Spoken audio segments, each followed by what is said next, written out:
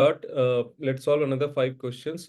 This time we have taken mathematics standard paper from compartment exam 2023. So we will solve first 5 questions of MCQ. Here, just moving to the English version. Sorry, first one is a simple one.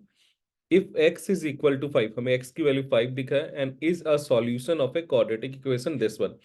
कि अगर कोई भी किसी भी quadratic equation का solution है, that means when you will put 5 at the place of that x, तो equation already 0 होगा. ठीक है, तो हम यहाँ पे प्लग इन स्टार्ट करते हैं. हमें सिर्फ क्या करना है ऐसे क्वेश्चंस में, जो x की वैल्यू है वो इस इक्वेशन में पुट करना. जहां भी x है वहां पे 5 पुट करो. तो 2 5 whole square plus k minus 1 into 5 plus 10 equal to 0. Solve करते हुए थोड़ा केयरफुल रहोगे. ठीक है, ये रहा 2 इंटू 5 का square that is equal to 25. अब इसे ब्रैकेट ओपन कर रहा हूँ. Plus 5k minus 5 plus 10 equal to 0.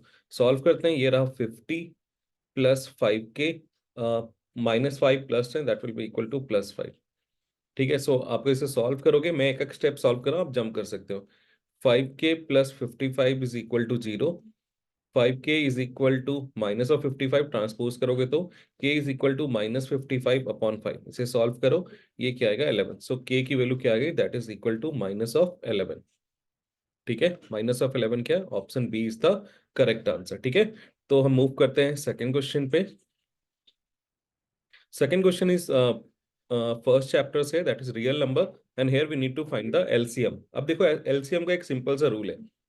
सबसे पहले आपको देखो, मैं ऐसे लिख के दिखाता हूँ. m की वैल्यू क्या गिवन है हमें, p की power 5 that is q square. दूसरा n that is equal to p cube और q4. अब देखो एलसीएम फाइंड आउट करना है. हमें क्या करना है, एलसीएम के केस में पहले आप देखो, पहले कॉमन वाले पे आते हैं. ये दोनों कॉमन है. ठीक है, p और p वहां पे भी है, पर इसकी मैक्सिमम पावर क्या है, that is p raise to the power 5. तो एलसीएम क्या हो जाएगा, that is p raise to the power 5. Now next to the move to the second term, q square and q raise to the power 4. Maximum क्या है, q raise to the power 4. ये रहा q raise to the power 4. तो कौन सा option है, option C is the correct answer. मैं यहाँ पे एक एड ऑन करते हुए जाता हूँ. सपोज करो ऐसा होता, अपार्ट फ्रॉम दिस क्वेश्चन, कि यहाँ पे t लिखा हुआ होता है. ठीक है, और t देखो दोनों में ये टर्म t वाला वेरिएबल है नहीं, तो इस केस में जो अनकॉमन है ना उसे भी आप ले लेते और यहाँ पे क्या आ जाता t. ठीक है, तो let's move to the question number 3. ये रहा, ये एक इंपॉर्टेंट क्वेश्चन है, अक्सर ये पेपर में रिपीट होता है. ठीक है, वैल्यूज अलग अलग हो जाती है पर somehow question remain the same. The pair of equation where x is equal to 2a and y is equal to 3b. अब इसका मतलब क्या है, graphically represent a straight line which are, वो क्या है, coincident, parallel, intersecting at 2a and 3b और intersecting at 3b and 2a. चलो मैं छोटा सा यहाँ पे ना मैं ग्राफ लेता हूँ. ठीक है, छोटा सा.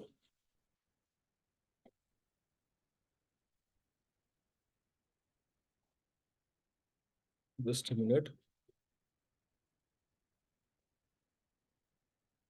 This is the y axis और ये एक्स एक्सिस ले लेते हैं. ठीक है, सिर्फ अभी मैं समझने के लिए बता रहा हूँ. यहाँ पे क्या बोला, x is equal to 2a, मतलब x की वैल्यू 2a इस जगह पे होगा. यहाँ से मैंने एक स्ट्रेट लाइन, ये इक्वेशन ऑफ ये x is equal to 2a हो गया. ठीक है, ये वाला पॉइंट है 2a. नाउ नेक्स्ट क्या है, y is equal to 3b. मान लो यहाँ पे ये यहाँ पे कट किया. ये कौन सा क्वेश्चन है, y is equal to 3b. अब ये देखो इस पॉइंट का कोऑर्डिनेट्स क्या हो जाएंगे, 2a कॉमा 3b. ठीक है, अब ये पॉइंट देखो कहाँ पे इंटरसेक्ट करें, only intersecting at a one point. So it is a part of intersecting. दो हमें मिल गए इंटरसेक्टिंग. अब देखो कोऑर्डिनेट्स, कोऑर्डिनेट्स चेक करना जरूरी है. पहले क्या है, that is equal to 2a. ये रहा 2a एंड दस ऑर्डिनेट क्या है 3b. So this is the correct answer. ठीक है, so let's move to the next one. इसमें फटाफट मैं चाहता हूँ कि आप लीनियर इक्वेशन का वो पार्ट भी रिवाइज कर लो. नॉर्मली हमें पता है लीनियर इक्वेशन में 3 केसेस बनते हैं. एक इंटरसेक्टिंग, ये रहा. इंटरसेक्टिंग के केस में हमेशा क्या होगा, सिंगल सॉल्यूशन. ठीक है, और सेकंड हम इसको बोल क्या सकते हैं, यूनिक सॉल्यूशन. ठीक है, हम पता कैसे करते हैं कि ये यूनिक है. इक्वेशन अगर आपको याद नहीं तो मैं यहाँ पे लिख देता हूँ. इक्वेशन होता है a1x plus b1y plus c1 equal to 0. दूसरी लाइन की इक्वेशन क्या होती है, that is equal to a2x plus b2y plus c2 is equal to 0. अगर ये इंटरसेक्टिंग लाइन को रिप्रेजेंट करेगा, in that case a1 upon a2 will not be equal to b1 upon b2. ये intersecting का criteria. ठीक है, इसी तरह अगर वो पैरेलल लाइन से, ठीक है, तो इस केस में क्या होगा, A1 upon A2 will be equal to B1 upon B2, not equal to C1 upon C2. ठीक है, now come to the last one, that is coincide. coincide मतलब एक लाइन जस्ट इसके ऊपर दूसरी लाइन. ओके, इस केस में क्या होगा, A1 upon A2 is equal to B1 upon B2 equal to C1 upon C2. अक्सर पेपर में देखने को लिए मिला है, हमसे ये भी पूछता है कौन सा इनमें से कंसिस्टेंट है और कौन सा इनकंसिस्टेंट है. जिसकी भी सॉल्यूशन, पहले मैं सॉल्यूशन लिख देता हूँ. इसकी इंटरसेक्टिंग की क्या है, सिंगल सॉल्यूशन. पैरेलल का क्या होगा, no solution. Now come to the coincide. इस केस में होगा infinite solution, infinite many solution. जिनके भी सॉल्यूशन होंगे वो क्या होंगे, कंसिस्टेंट. ठीक है, अगर सॉल्यूशन नहीं है तो वो क्या होंगे, इनकंसिस्टेंट. ठीक है, डिटेल में मैं नहीं चाहता जा रहा हूं, पर इतना जरूरी है ताकि एमसीक्यू आप हिट कर सको, आप कोई भी एमसीक्यू आपका मिस ना हो. ठीक है, let's move to the question number 4. अब यहाँ क्वेश्चन नंबर 4 अगर आप देखो, ये एपी का बहुत ही अच्छा क्वेश्चन है और सेम पैटर्न के हमें अलग अलग मोड्स में क्वेश्चन मिलते हैं. यहाँ पे हमें फर्स्ट टर्म क्या गिवन है, A1, दैट इज k+7. दूसरा सेकंड टर्म है A2, 2k-2, and the third term is A3. Yeah, the three consecutive term of AP, then we need to find the value of k. Now we know that ऐसे question में सबसे अच्छा concept होता है common difference का आप लगाओ. ठीक है, कॉमन डिफरेंस क्या होता है, through out the series it will remain same. तो हमें क्या फाइंड आउट करना है, हमें D1 को D2 से इक्वेट करना है. ठीक है, now we know the formula for D1, that is equal to A2 minus A1 will be equal to D2, that is equal to A3 minus of A2. ठीक है, A2 की value क्या है, दैट इज इक्वल टू, यहाँ पे negative के sign में तो आपको बहुत केयरफुल रहने की जरूरत है, दैट इज 2k-2. ठीक है, नेगेटिव साइन मैं यहाँ पे कर रहा हूँ, अगर आप कॉन्फिडेंट हो तो आप जब कर सकते हो. ठीक है, A1 की वैल्यू क्या है, दैट इज k+7. ठीक है, फिर हम इसे इक्वेट करते हैं, A3 की वैल्यू क्या है, 2k+6 minus of A2, that is 2k-2. अब be careful while opening the bracket, that is 2k-2, ये रहा यहाँ पे -k-7, that is equal to 2k+6 -2k and +2. जो कैंसिल आउट हो रहा है आप उसे कैंसिल कर सकते हो, जैसे मुझे 2k से 2k कैंसिल आउट हो गया. ठीक है, बाकी यहाँ पे सॉल्व कर लेता हूँ, -k and -9 is equal to -2k and +6 and 2, that is equal to 8. अब मैं 2k को ट्रांसपोज कर रहा हूँ लेफ्ट हैंड साइड पे, -k +2k will be equal to 8 + 9. ठीक है, so it will be equal to k is equal to, sorry मैं करेक्ट करता हूँ, ऐसी मिस्टेक आपसे भी हो सकती है पेपर में, तो you need to be very careful. तो k की वैल्यू क्या हो, 8 + 9, दैट इज इक्वल टू 17.